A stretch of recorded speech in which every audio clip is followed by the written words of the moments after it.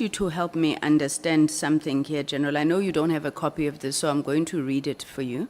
This is a signal message that was allegedly sent by Mr. Brown Mokhotsi to the minister, and then he screenshotted it allegedly and sent it to Mr. Matlala. It says, Minister, I take it, I am going to get the case number and this judgment for you. Now we got something proven by the court. This is the matter now which either Sibia or the minister can charge Khumalo and apply Rule 9 of the disciplinary hearing. It took the Constitutional Court to release a man who was sentenced to life imprisonment through a forced Section 204 confession. Imagine, Comrade Senzo, after 30 years of democracy, having this kind of policing. I've been struggling with this message since we started. And the case, by the way, it's Makala. I think it's Makala versus the NDPP that he's referring to. And I think Makala law was sentenced to life imprisonment, but he had a Section 204 confession that was extracted by force, he claims. When you listen to this, would this have anything to do with that false affidavit of Mr. Matlala, where Rule 9, in terms of the disciplinary hearing rules, speaks to how Khumalo can be charged? Would you draw any relationship parallels between these? Well, for me, I don't know why. Maybe somebody will explain. I found Khumalo being a target. It might be him and other people, but he's always on the center of being a target. And I find Sibia always a person that is ready to shoot at Khumalo. Sibia would have his allies. Either it would be Mokhotsi, Matlala, and the minister. And Khumalo would have his allies. Either Masimula, Mkhwanazi, and the former cele. minister. So, clearly, how that came about, that, by the way, Khumalo is a new person in the crime intelligence. He's not very old in the crime. But it looks like that's what throws a lot of problem for him. And the suspicion is that he's effective. That's a suspicion, that he's effective. That's why he must be political or through whatever to him, so that you remove him. He had dealt with some dinosaurs there. Honorable Kolapanat will know there are some dinosaurs there in that department. One of them is that guy from Tegwin, your homeboy, Mutli. So he has dealt with those people. Though the courts always don't help much.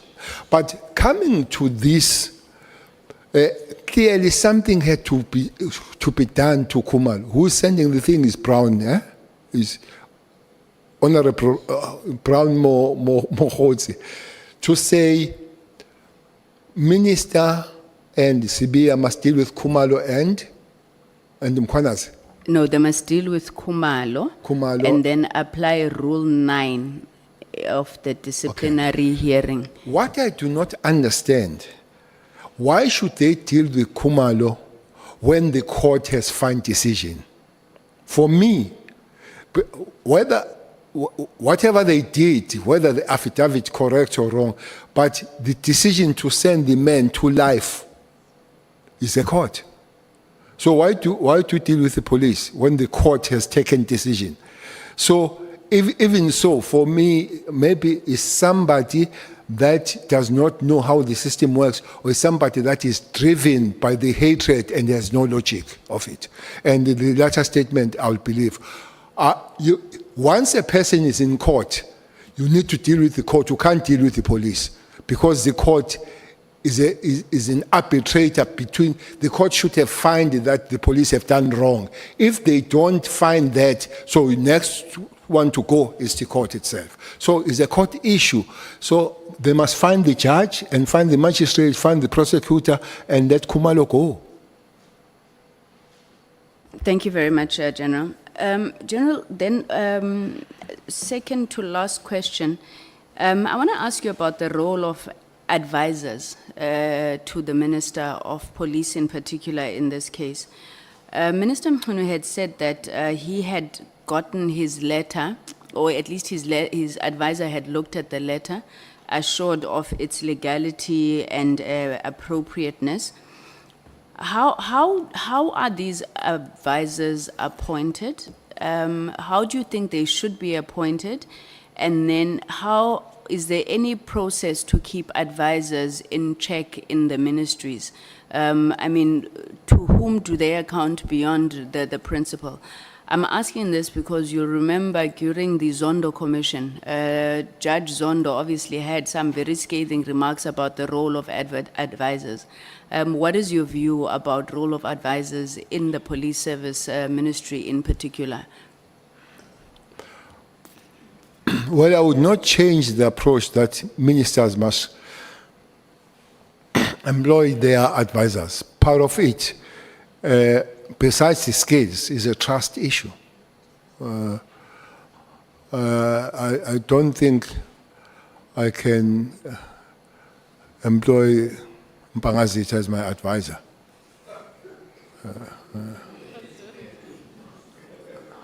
I don't think so, because the advisor must be aligned. Point of order, Chair. May I please plead for your protection? Point of order, sustain Pangazita. Let's hear the point of order. May I please be protected? That attack was very massive, Chair. No, Chair, General, the point of order is sustained. Pangazita has demonstrated his abilities to serve in that responsibility. So we'll have to be aligned. It will have to go beyond, is one person that you go beyond the working relationship. You reach something called trust. That if you do something wrong because of the advice you have given, the first thing that must come in your mind, you say, he made or she made a mistake. Should not come to the idea to say, you trapped me. So that is a level of trust. So I don't think that the format of employing people with skills but with trust must be changed when it comes to the minister. That also takes the chief of staff, which is the life of you running that particular thing. But the problem, those people sometimes they do take advantage of converting their ministers to parrots. You think the minister is still running the department, yet he's an advisor or is a chief of staff. So yourself, you need to keep the balance, and now and again remind your advisor, stroke your chief of staff, to remember I'm still a minister. I hear you, but I'm still a minister. I think they easily cross the line, especially the advisors sometimes. In fact, that's where I wanted to go to, because we received testimony about Mr. Nkabinde, who was the chief of staff, actively participating, I think, in management meetings, in meetings with the commissioners. Is this standard practice in the South African Police Service that the advisors, I mean, there was no such accusation against Advocate Pitkoli, but that you would have the chief of staff actively engaging, participating, literally being part of the management of the department? Management, I'm not sure. They can't participate in the management of the department. But chief of staff, honorable member, needs to sift things before they come to the minister. For instance, there are people that she, because my chief of staff was a she or he will meet you and say, sorry, ma'am, this thing does not belong to the Minister of Police. Can you go to the Minister of Social Development? So that's a job to do so. But also, people can approach the Chief of Staff and say, can we see the Minister? And it's correct for Chief of Staff to know why are you going to see the Minister. If they see the Minister and begin to say, can you say this and that to the Minister? You could say, Minister, they want to see for this and that. And you say, look, we are not a Chief of Staff for that. Or you can say, bring them. So those are the things. And slowly but surely. The problem with these things of getting in the wrong side, there is no alarm bell that rings that you have crossed the line. You keep just moving slowly, slowly, until you are very deep on it. So if we have people that they don't only think about the best of you as a minister, but themselves trying to find what is there for us because we're in the ministries, we are in trouble.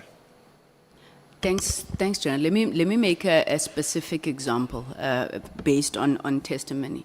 And really, we're drawing on your knowledge, having been in that office.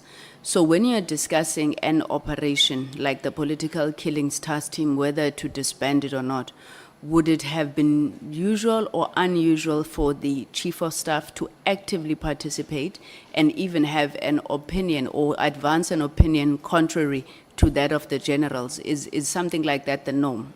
That can't happen. Chief of Staff, if he has anything to say, can speak on my ear, but he can't come and tell generals what to do and not to do. The worst that the Chief of Staff can say, that I'll take this to the minister. That's the worst party to come with his or her opinion with the generals. No, that can't happen. Remember, or she is a political office. That becomes an interference then.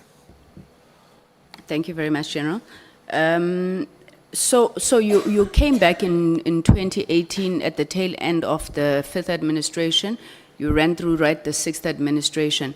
In 2018, there were a number of reforms that government, led by the President and yourself, committed to, especially around strengthening the criminal justice system, strengthening SAPS. Do you think that those reforms are bearing fruit at all, General? If not, what do you need to do? If so, how are they bearing fruit? Honorable members, one thing that police and the justice system as a whole, they need is money. It's money. They need money to be able to do their work. You know, I've been going to every or many countries in terms of policing. If you go to China, every member of community in China walks to police station. They walk. So that's how police stations are situated. Everybody walks in the police station. Nobody takes public transport to go to police station. In South Africa, sometimes you take 2 taxis. 2 taxis to go to police station. You pay 50 rand going, and you pay 50 rand coming back, and you get it 350 a month. So what people would not do then is to report crime because they have no enabling environment to do it.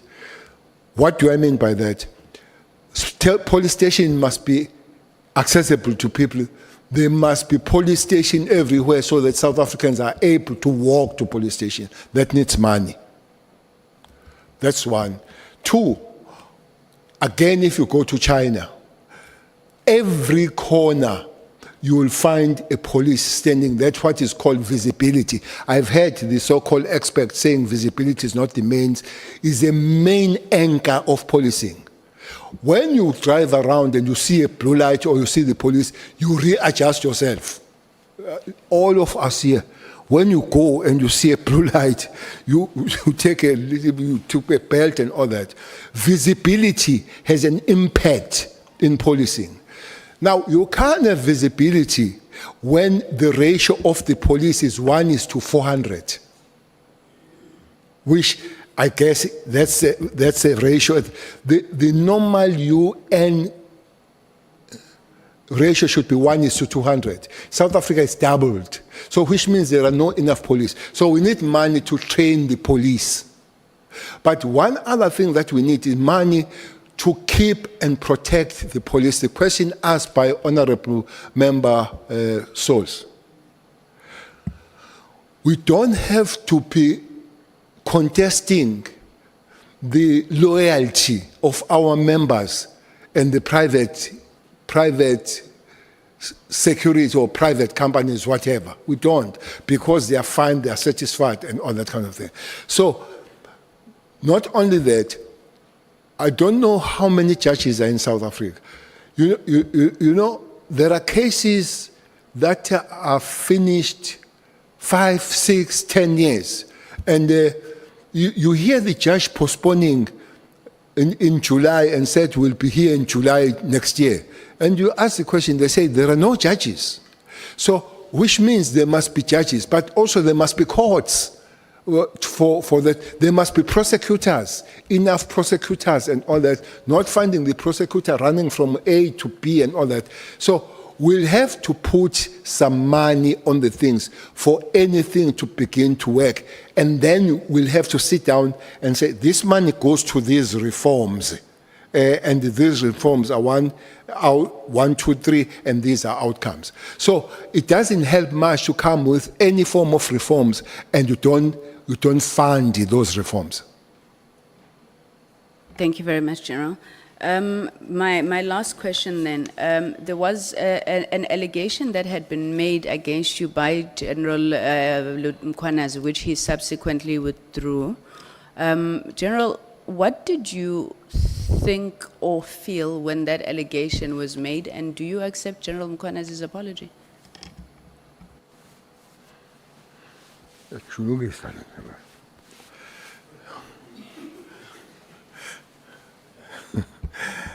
Chairperson,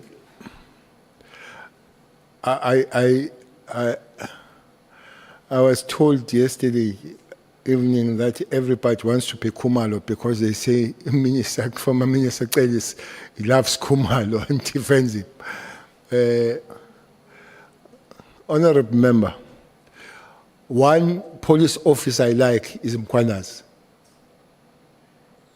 Not because he's Mkhwanazi, not because he's beautiful or what, no. Because he knows his work.